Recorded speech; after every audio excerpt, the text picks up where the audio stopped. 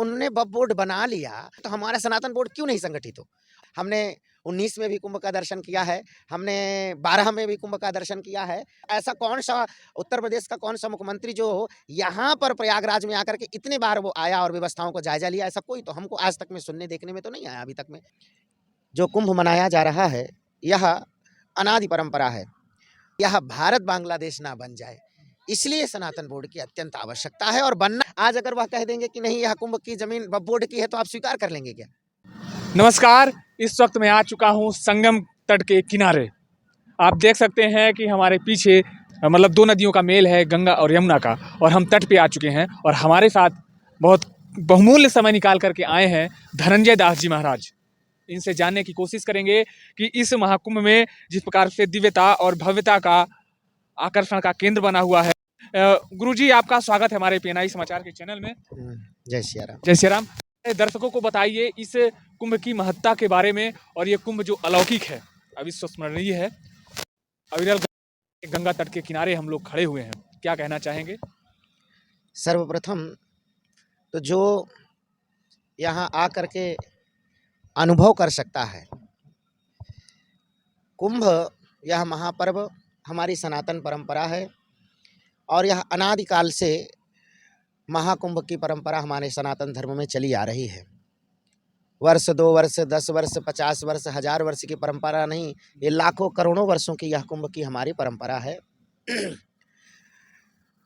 यहाँ तीर्थराज प्रयाग में जो कुंभ मनाया जा रहा है, यह अनादि परंपरा है और यहाँ पर 3 नदियों का विशेष रूप से संगम है, गंगा, यमुना और सरस्वती। गंगा का दर्शन आप सब धारा के रूप में कर रहे हैं, यमुना का भी दर्शन कर रहे हैं, सरस्वती यहाँ पर अदृश्य रूप में है। तो 3 नदियों के संगम में है, इसलिए इसको संगम तीर्थ कहते हैं और यह तीर्थ राज के रूप में यहाँ पर प्रतिष्ठित है। यहाँ पर भगवान अक्षयवट के रूप में विराजमान है। स्वयं भगवान यहाँ पर विष्णु अक्षयवट के रूप में विराजमान है और भगवान भोलेनाथ, भगवान शंकर इस अक्षयवट के छत्र छाया में बैठ करके यहाँ पर तप करते हैं। और विशेष रूप से बात यह है, यहाँ कुंभ में अनेक प्रकार के साधना पथ के साधु संत ऋषि मुनि सब यहाँ पर आते हैं और तप करते हैं। उन सबका हम सब दर्शन भी करते हैं। कोई यहाँ अग्नि का तप करता है, धुनी रमाता है, चारों तरफ अग्नि प्रज्वलित करके बीच में बैठ करके अग्नि स्नान करता है। कोई यहाँ पर गंगा जी में कंठ पर्यंत जल में निमग्न होकर के वह तप करता है और कोई बिना अन्न के यहाँ तप करता है, कोई जल पी करके तप करता है, कोई गंगा जल पी करके यहाँ पर तप करता है। आपको सब यहाँ देखने को मिलेगा। और विशेष एक बात तो यहाँ यह है कि आप स्वयं इस तीर्थराज प्रयाग के इस क्षेत्र में स्वयं आकर के और एक बार कहीं गंगा के किनारे कहीं तट पर बैठ करके और थोड़ी देर नेत्र बंद करके और आप स्वयं अनुभव करेंगे कि उन ऋषियों की यह तपस्थली है। महर्षि भरद्वाज जी महाराज ने यहाँ तप किया है और स्वयं राम जी यहाँ पर आए और संपूर्ण अयोध्या यहाँ पर आया और यह अद्भुत तीर्थ है। और गंगा यमुना इनमें स्नान करके हम सब इतना आनंद प्राप्त करते हैं और यह हमारे सनातन धर्म की एक अलौकिक परंपरा है। हमारे सनातन धर्म की एक ऐसी परंपरा है जिसमें संपूर्ण आस्तिक जन यहाँ पर आकर के और स्नान करता है, गंगा यमुना सरस्वती में आकर के स्नान करता है। और विशेष एक बात यह है कि स्वयं गंगा मैया, स्वयं गंगा जी अपनी गोद में सब भक्तों को स्थान देती हैं। यह संपूर्ण जितने भी स्थान में यहाँ महाकुंभ पर्व लगा है, ये गंगा मैया का क्षेत्र है और कुछ ही दिनों बाद यहाँ पर गंगा मैया प्रतिष्ठित हो जाएंगी, गंगा मैया आ जाएंगी यहाँ चारों ओर। तो गंगा मैया अपने गोद में अपने भक्तों को स्थान देती हैं, यह एक विशेष है। और संपूर्ण भारत में ही नहीं, संपूर्ण विश्व में ऐसा कहीं भी ऐसे एकत्र समुदाय नहीं हो सकता है हमारे सनातन परंपरा की। इतना बड़ा स्थान और कहीं भी नहीं है संपूर्ण विश्व में जहां एक जगह पर इतने सनातनी इकट्ठा होकर के और गंगा मैया में स्नान करते हैं। ये विशेष बात है। गुरु अक्षयवट भी हैं, उनके बारे में कुछ हमारे दर्शकों को बताना चाहें, क्योंकि अक्षयवट का जो सनातन धर्म में मानने वाले हैं, अक्षयवट की बहुत महत्ता है। अक्षयवट तो बहुत पुरातन है और हमारे पुराणों में अक्षयवट का विशेष महात्म। वैसे तो हमारे यहाँ वृक्षों की महिमा बहुत कही गई है, संपूर्ण वृक्षों की। हमारे यहाँ कहा जाता है कि 10 पुत्र समा कन्या, 10 पुत्र के बराबर एक कन्या होती है। अच्छा। 10 पुत्र के बराबर एक कन्या होती है और 10 कन्या समा तरुः, 10 कन्या के बराबर एक वृक्ष होता है। अच्छा। मतलब 100 पुत्र के बराबर एक वृक्ष है। और हमारे यहाँ सनातन परंपरा में वृक्षों की बहुत महिमा है, जिसमें वट का वृक्ष भगवान विष्णु का स्वरूप माना जाता है।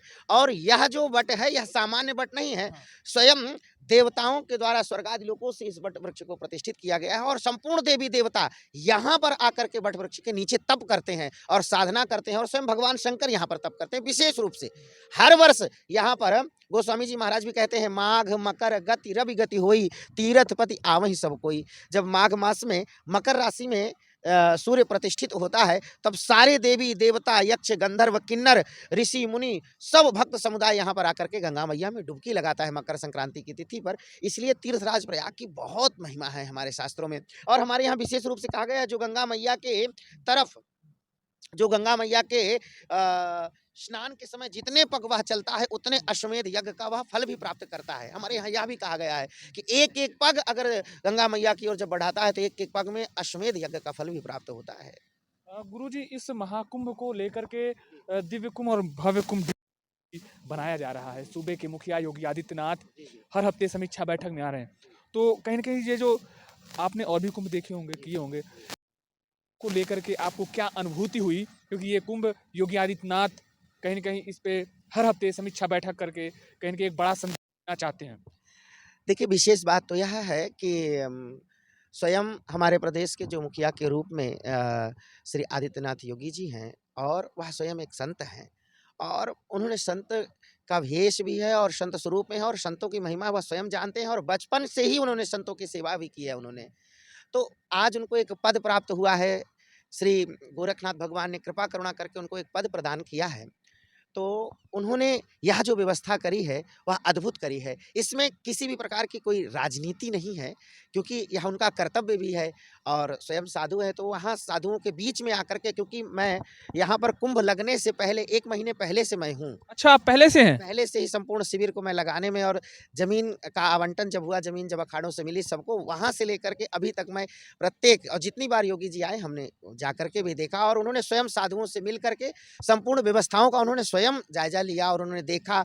और जो भी आवश्यकताएं, उन्होंने तुरंत ही कहा कि साधु संतों को कोई तकलीफ नहीं होनी चाहिए, और उन्होंने स्वयं आकर के व्यवस्थाएं देखी है। तो इसमें कोई राजनीति नहीं है, उन्होंने स्वयं सेवा करी है। देखा जाए तो सूबे का देखा जाए तो विपक्ष हमलावर होता नजर आ रहा है। विपक्ष का कहना है कि कुंभ में वो व्यवस्थाएं नहीं है जो चाहिए। विपक्ष की तो बात क्या कहें। आज 2025 में हम सब महाकुंभ का दर्शन कर रहे हैं। हमने 19 में भी कुंभ का दर्शन किया है, हमने 12 में भी कुंभ का दर्शन किया है। और हमको जहाँ तक याद है, इन सब कुंभ का हमने खूब दर्शन किया, और खूब हम आए, और महीने-महीने भर यहाँ हम रहे भी, और हमने व्यवस्थाएँ भी देखी हैं।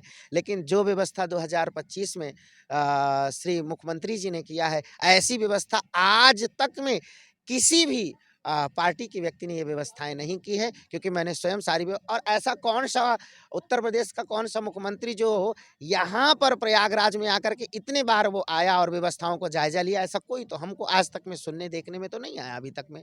भूतो ना भविष्य। हाँ, अभी तक में तो कोई नहीं आया है, आगे जैसे भगवान की इच्छा।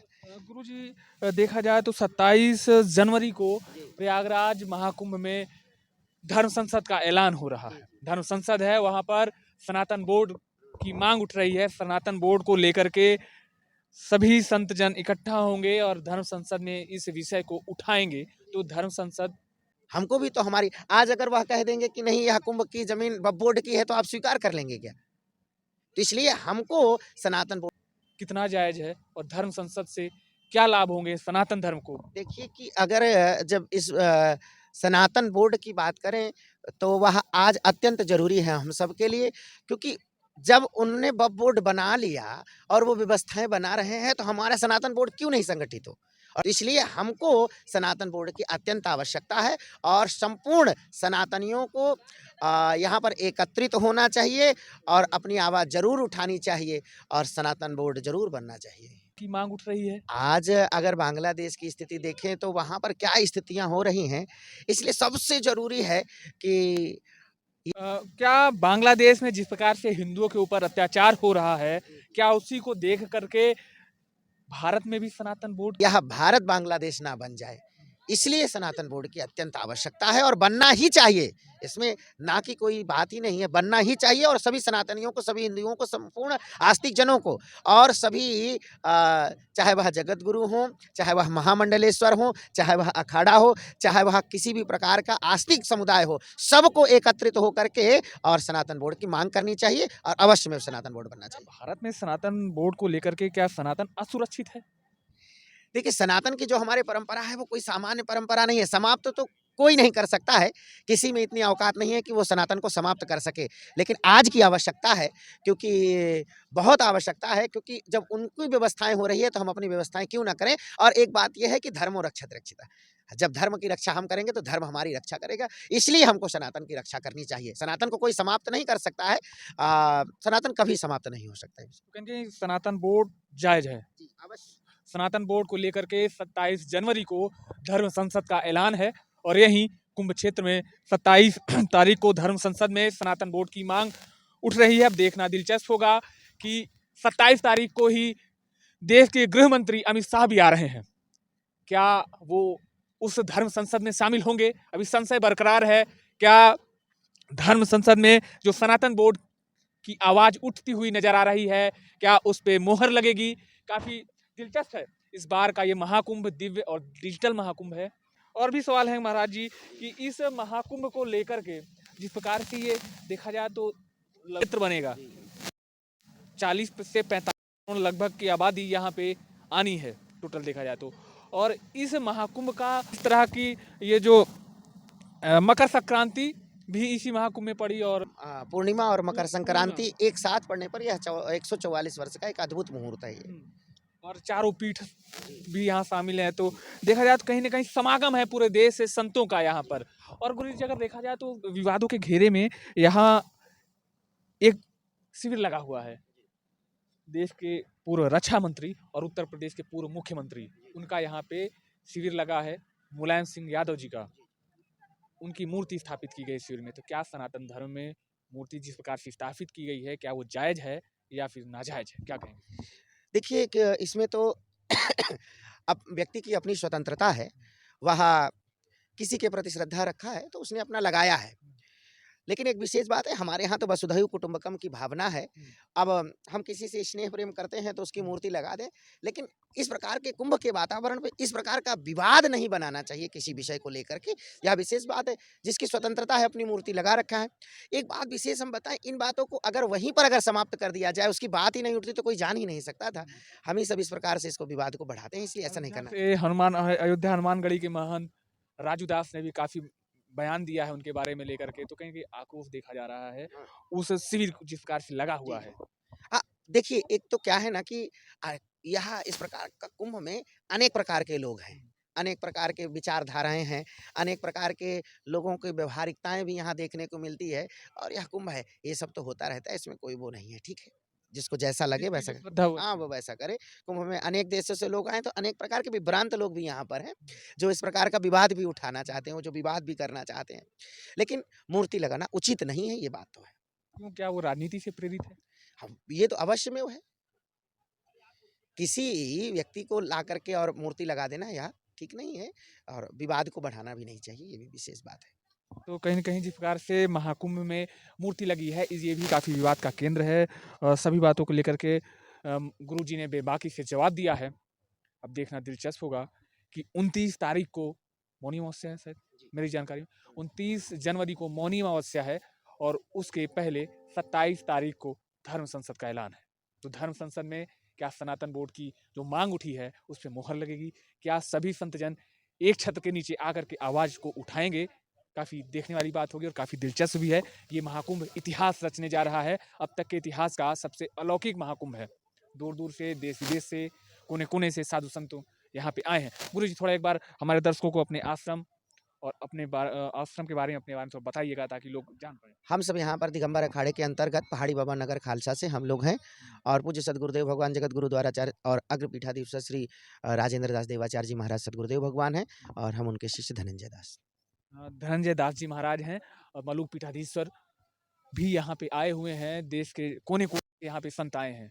सभी का स्नेह मिला। आप देख रहे हैं अविरल गंगा बह रही है चारों तरफ। ये जो दिख रहा है आपको, ये टेंट सिटी है, ये अविरल है। और देखा जाए और भव्य बनाने के लिए यहाँ पे सूबे के मुखिया योगी आदित्यनाथ हर हफ्ते आ रहे हैं। अभी हाल ही में 1-2 दिन पहले ही यहाँ पे कैबिनेट की बैठक भी हुई है। अब देखना दिलचस्प होगा कि 27 तारीख को धर्म संसद में क्या ऐलान होता है। हालांकि आगे की अपडेट के लिए बने रहिएगा PNI समाचार के साथ। जय हिंद, जय भारत।